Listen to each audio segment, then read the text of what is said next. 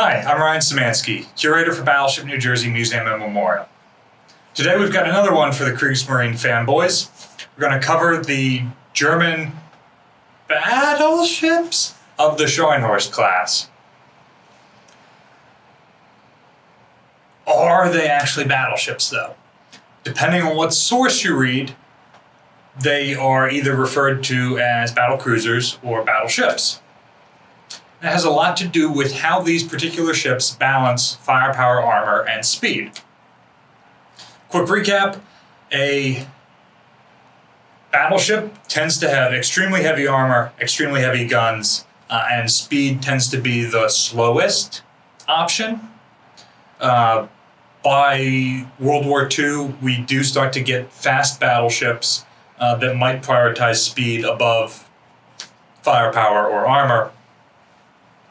But traditionally, a ship that prioritizes speed and firepower would be called a battle cruiser, and that is at the expense of armor.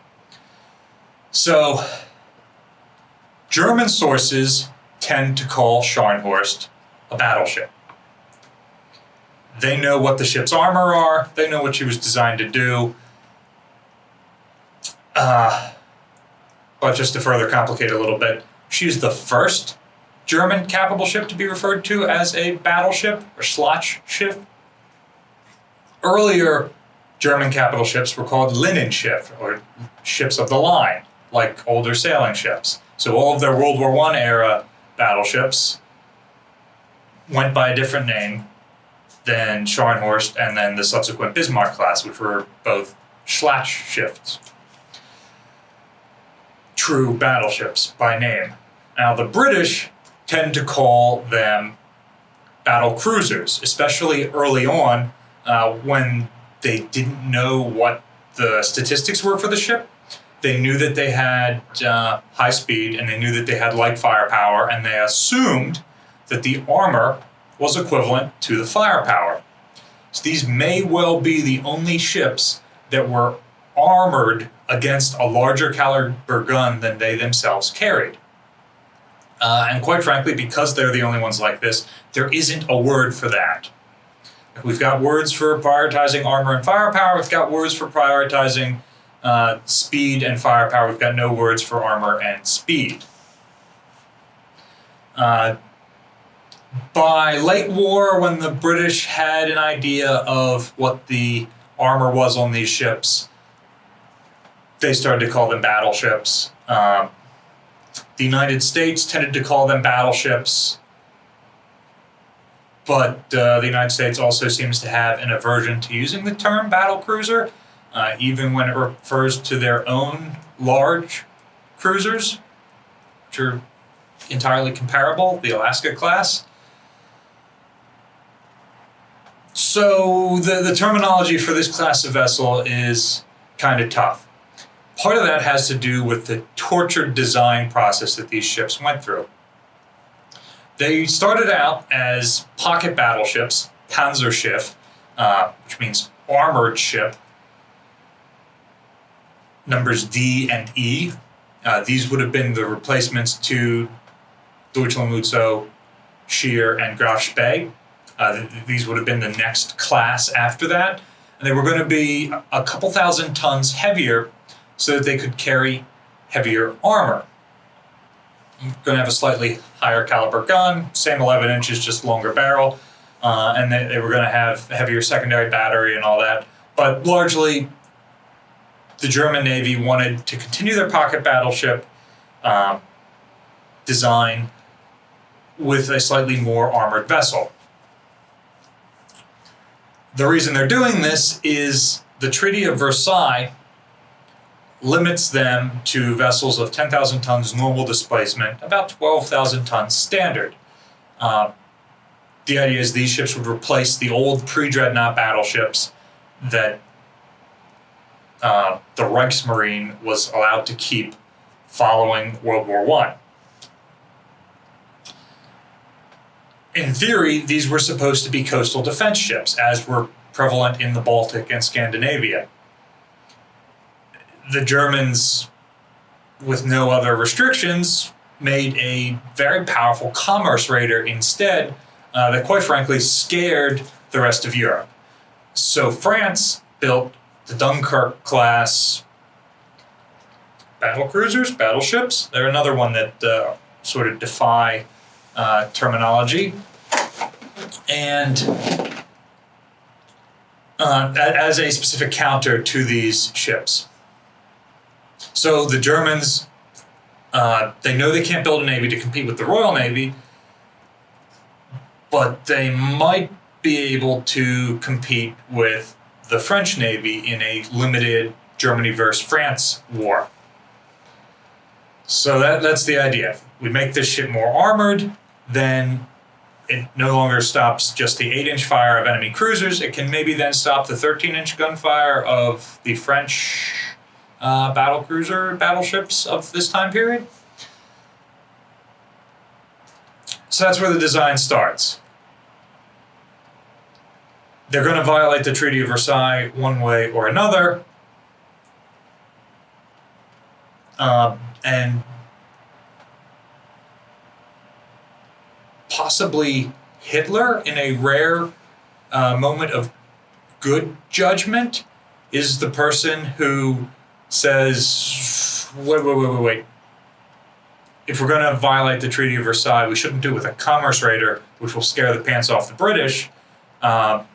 We should go to the British and ask for some sort of concession that would allow us to build a battleship, which would then be even more effective at fighting the French and less scary to the British. So the design process is delayed. Hitler goes to Great Britain and gets a separate Anglo-German naval agreement that allows him to build something like 1/3 of the battleships of the Royal Navy. France is pissed by this, but England is happy. Battleships don't raid commerce, so they still have superiority. They're not threatened in any way.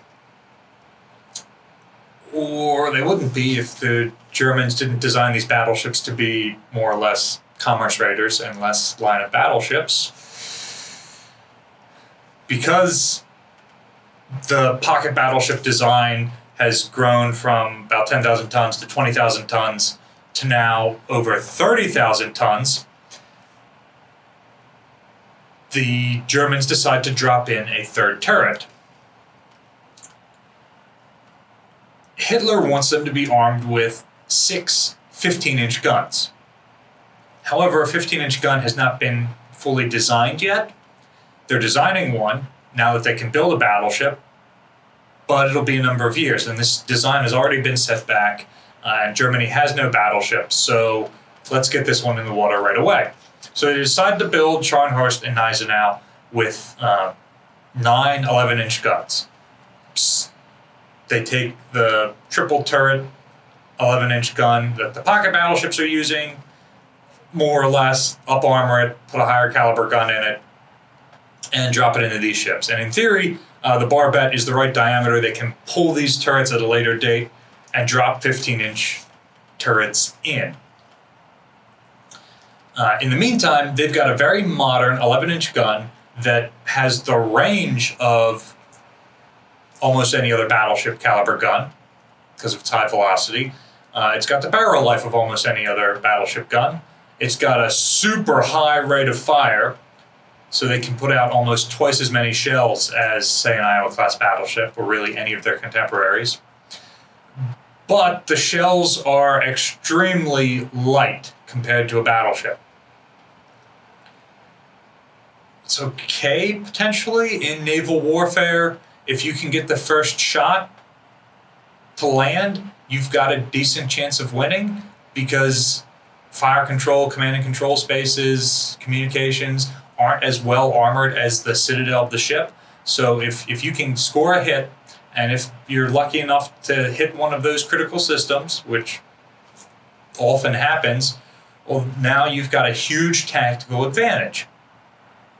And it doesn't matter that your shells are not able to punch through their citadel, you've still mission killed that enemy battleship. You've crippled it. So being able to fire a lot of shells quickly means that you're able to find the range and score hits quickly, in theory. Also, a really good weapon for commerce raiding. It doesn't take a particularly large shell to sink an enemy transport ship.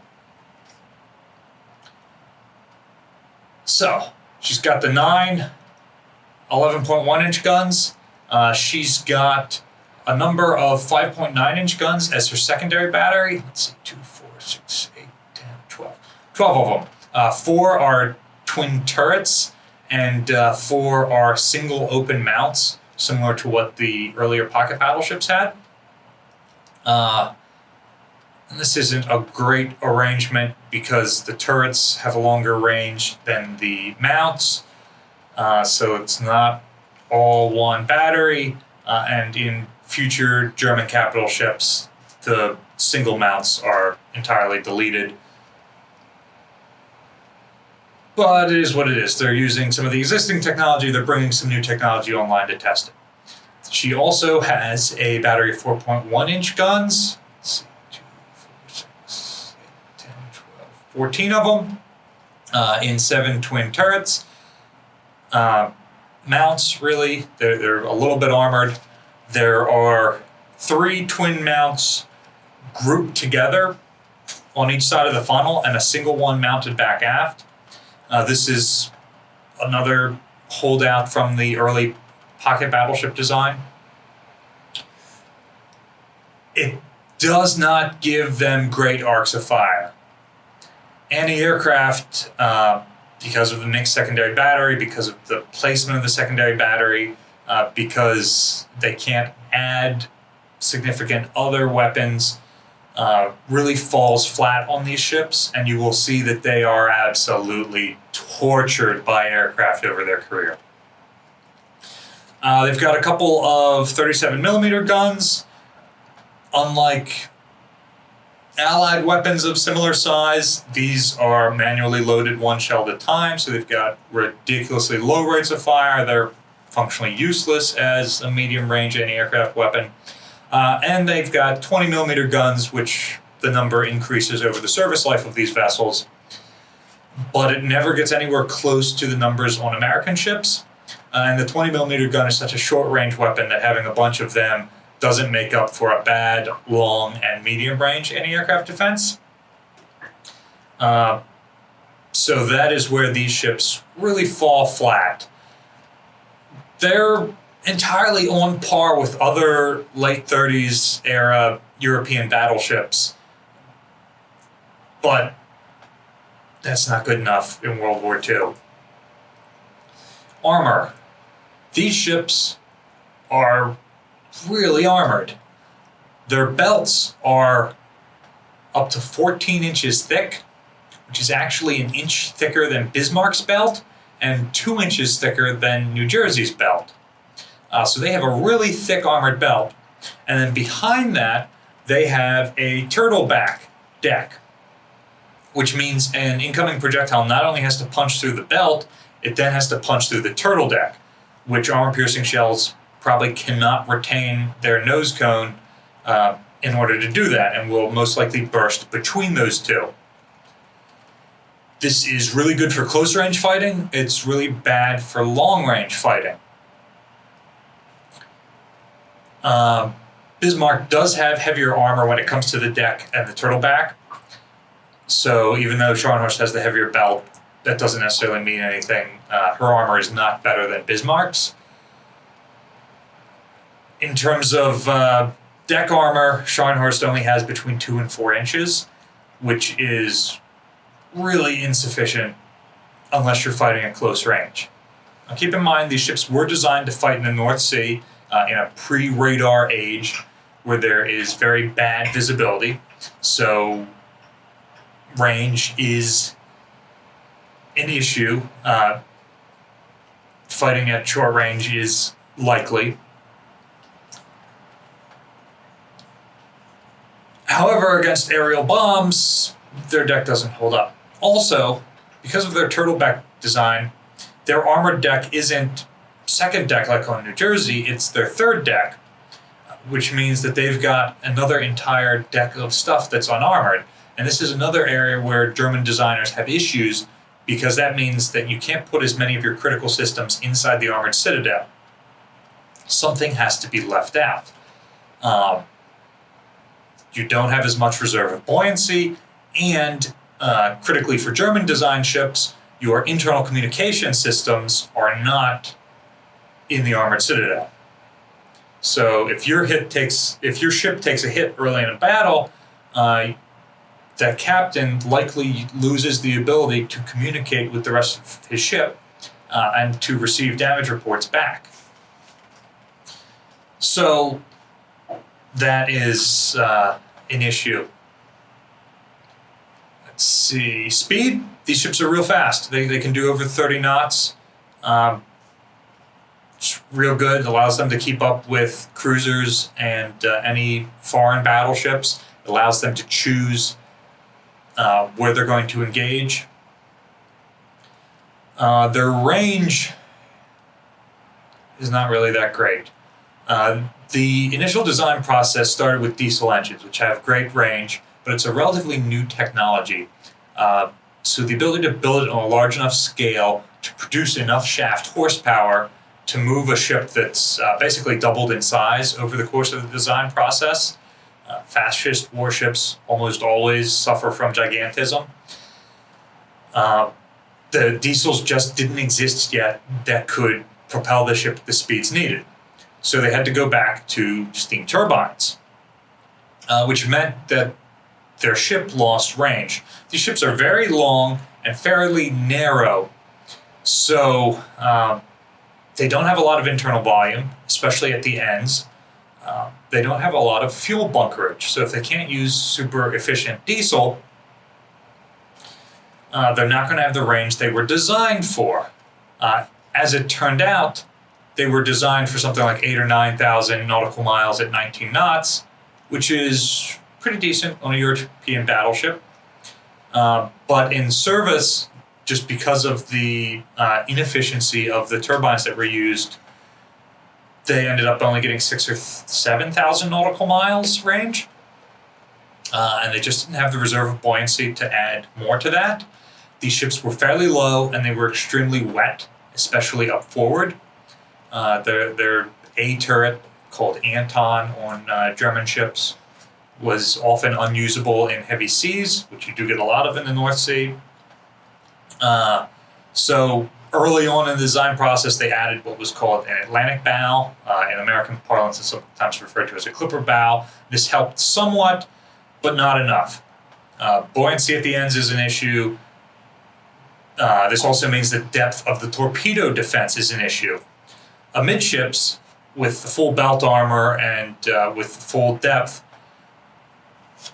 it's pretty good. But these ships still use basically World War I hull forms. They get very, very narrow at the ends. And so their torpedo defense also gets narrow at the ends, where the turrets are, and all of their magazines. So they just don't have the depth there to protect against a heavy warhead. And that causes issues for these ships. It's not catastrophic, but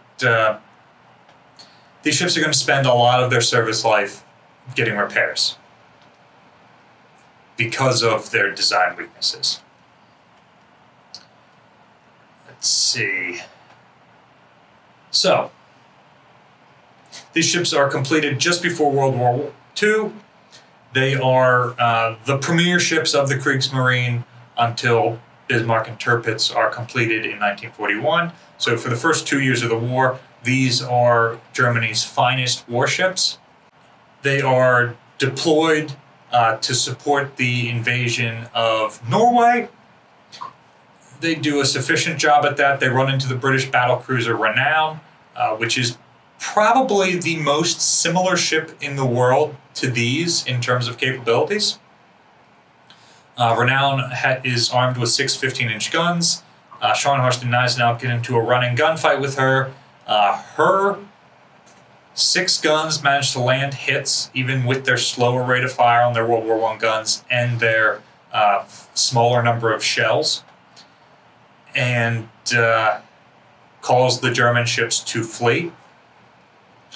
This is possibly because the German ships are new, their gunnery isn't as good yet. The British ship has been around since like 1918 and has gone through a major refit and has a very high morale crew. So there's that going for it. So these ships return to Germany, get some minor repairs, and they go out on some Atlantic cruises to do commerce raiding. They tend to run into a lot of convoys that are being protected by older, slow British battleships armed with 8 15-inch guns. And these ships could, in theory, win that gunfight. But while they're doing that, the convoy would disperse and run. Their ships might take damage and have to flee to port or might get caught later when German ships get mission killed in the mid-Atlantic. They tend not to make it home to port. Looking at you, Bismarck. So they perhaps wisely choose to avoid those engagements.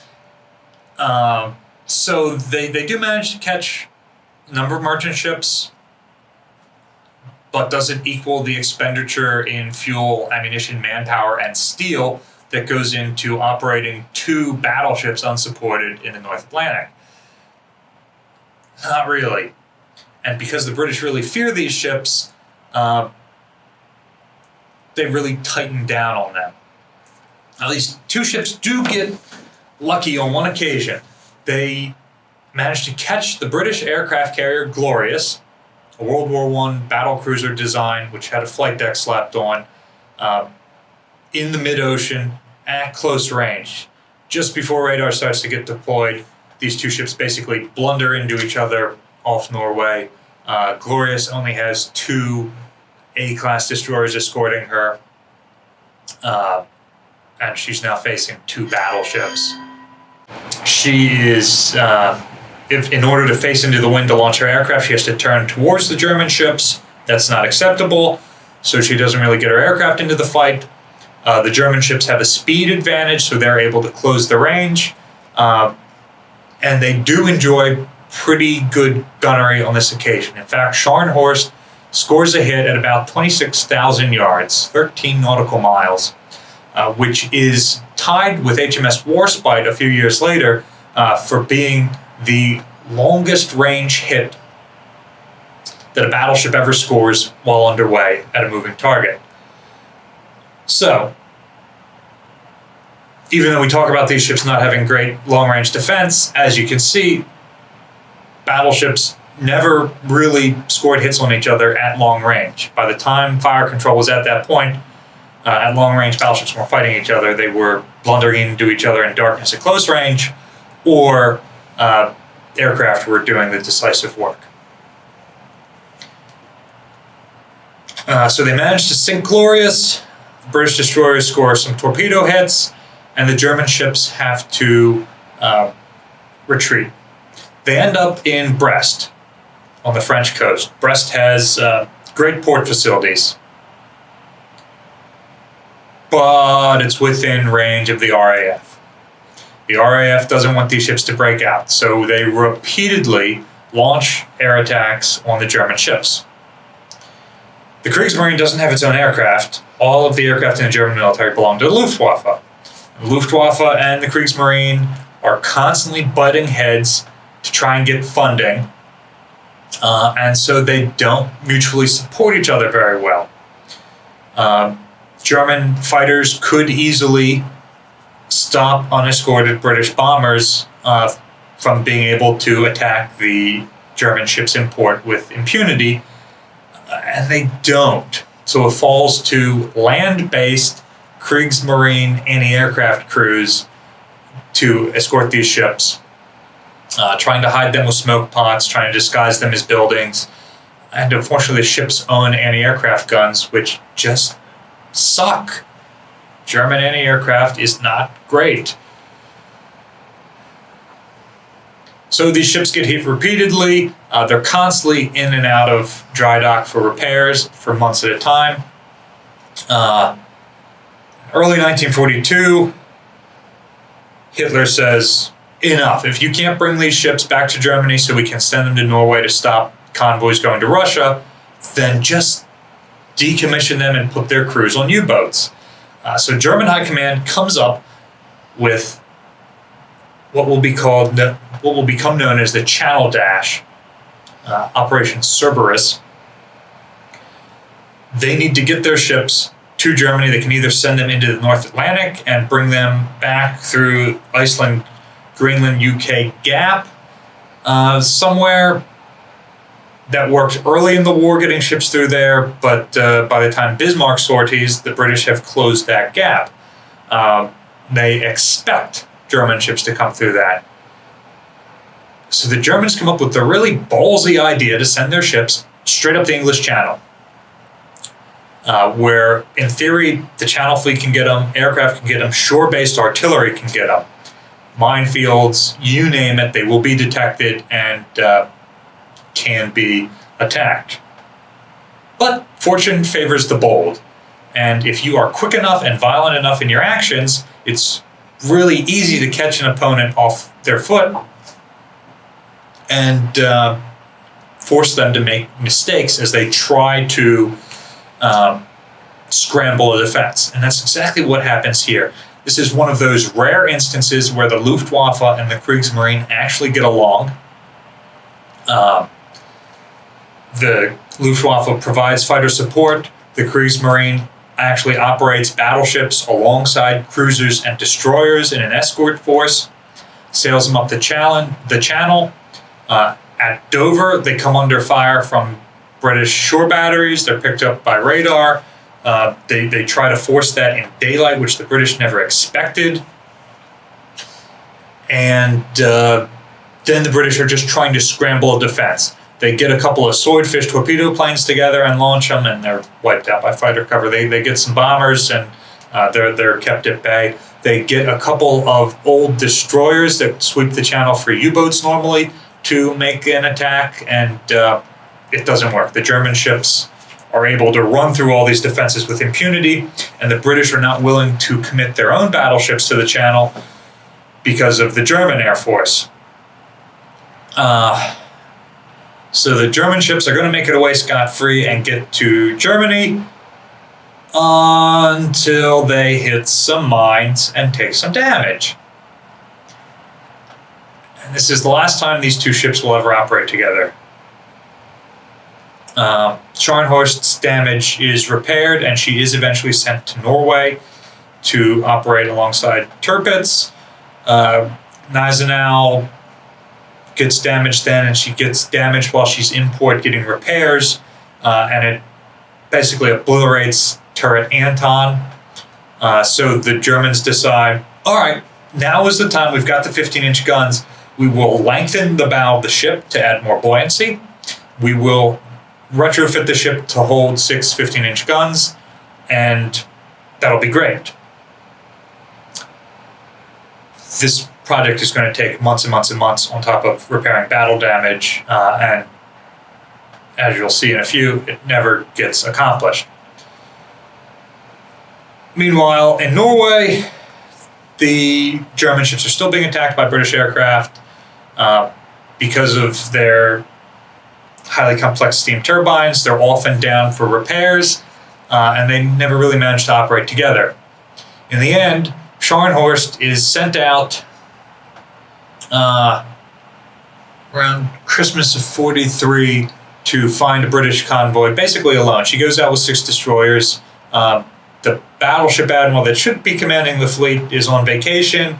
The Kriegsmarine really wants a Christmas present for Hitler, so they send her out anyway with a destroyer admiral on board, Admiral Bay, and he makes a series of poor decisions. Battleships don't handle as well as destroyers, and Scharnhost, because of her high length-to-beam ratio, does not maneuver near so well as a destroyer, regardless of if she's armed with torpedoes or not. And his force tries repeatedly to find a British convoy in really bad weather at night. The British, because they've broken the Enigma code, know that the Germans are coming, and use a screening force of cruisers to keep heading the German ships off.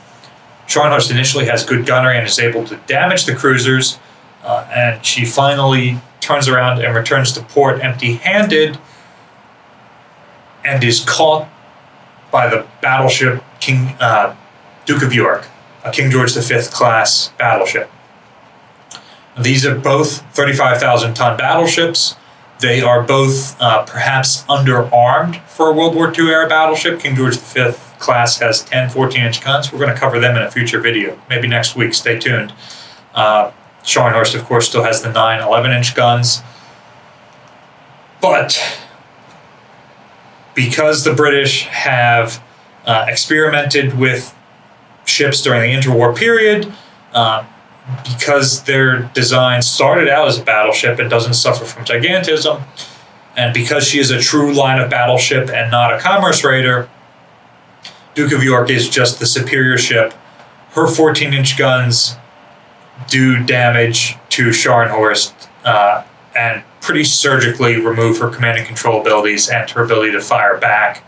Scharnhorst manages to knock out some of the British radar on the battleship, but the cruisers are able to continue to track her on radar, so it functionally doesn't matter.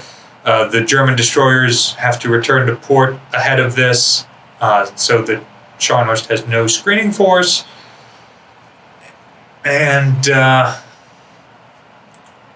once she starts taking hits, her speed drops. She takes hits straight through her armored belt into the engine room. Her ability to fight back drops. Her forward 2 turrets are knocked out. The aft turret continues to fire basically until the bitter end, but under local control it can't hit anything in this weather. And her speed just forces her to stay in the fight, and the German ships the British ships, eventually close and launch a series of torpedo attacks, which overwhelm her torpedo defense and sink her. Of her roughly 2,000 crew in the cold North Atlantic waters, 36 were rescued. After the loss of Scharnhorst, Hitler orders work to stop on Gneisenau, and because these two ships always operated together for whatever reason, and Gneisenau is left without a bow and without turrets in port for the next 2 years. And eventually, as the Soviets close in on Germany, she is sunk as a block ship in the harbor and will be raised in scrap later on. Some of her guns still exist in Scandinavia, and some of them are still fired to this day, I believe. At least as late as 2000, they were still fired in training exercises. So, if you want to see something that remains of these ships, it's a cool place to check it out. Otherwise, these battleships just don't have the armor to compete with actual battleships, especially at any sort of range. They don't have the guns to compete with especially modern battleships, and they don't have the anti-aircraft firepower to compete at all. So these ships are okay as commerce raiders. They should probably have more range and less armor if they're going to do that. But that is how it is. So I'm not even going to bother comparing them to New Jersey. It's no comparison. I'm not going to bother comparing them to other 35,000-ton battleships like the American North Carolinas or the British King George V's, because we saw that comparison play out, and it was not favorable for Scharnhorst. So if you have any questions, comments, or suggestions for battleships to cover in future videos, drop them in the description down below. I'm pretty sure we're going to do King George V in the next video, and we'll probably do the Dunkirk class after that, unless you guys have something you're really interested in. If you would like to support our museum and our YouTube channel, check the description below for ways you can donate. And remember to like, share, and subscribe so you get notified when we release new content. Thanks for watching.